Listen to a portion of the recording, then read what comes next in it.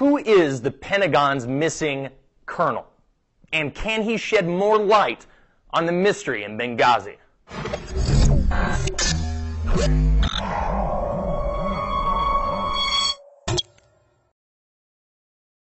In our first story today in geopolitical news, 4th of July fallout in Egypt. So Mohamed Morsi is in military custody. But has he broken any laws, or is he just being protected? Chief Justice Adli Mansour is now acting president of Egypt. Meanwhile, Islamists protest Morsi's ouster.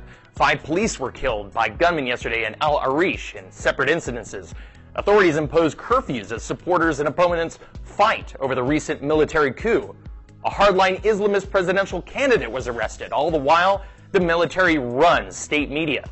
While Muslim Brotherhood leaders have been ordered to be freed, and an Egyptian cleric demands the release of political prisoners, there is example after example, besides the incidences of rampant rape throughout the country, that while Egyptians for the most part hate despotism, they seemingly loathe liberal democracy almost as much. And that is once again the reason why the re-revolution in Egypt is moving slowly on a long and bloody road. In military news, it's called Joint Sea 2013. It's the biggest Sino-Russian drill in history.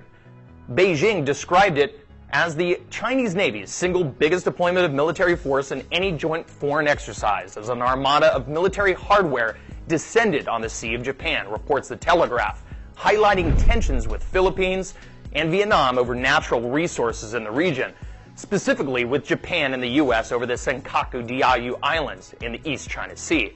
The maneuvers comprised a total of 18 surface vessels, including 4 guided missile destroyers, 2 missile frigates, a supply ship, and 3 ship-borne helicopters and a submarine. Russia and China have increasingly been friendly over the years.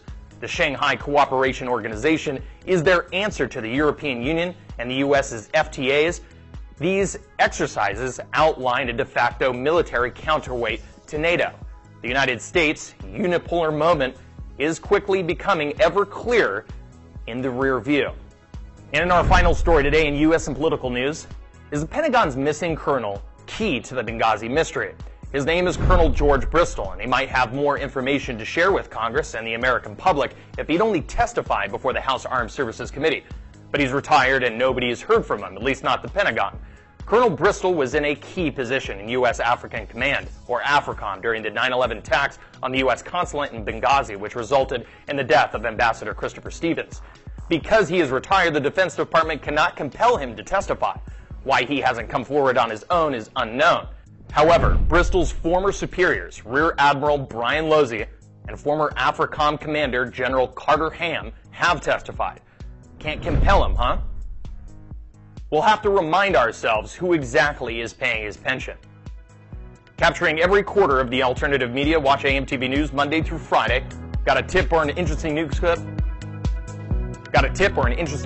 Shoot me an email at tophermorrison@amtvmedia.com. Follow me on Twitter at AMTV News and like me on Facebook at The Real Topher Morrison.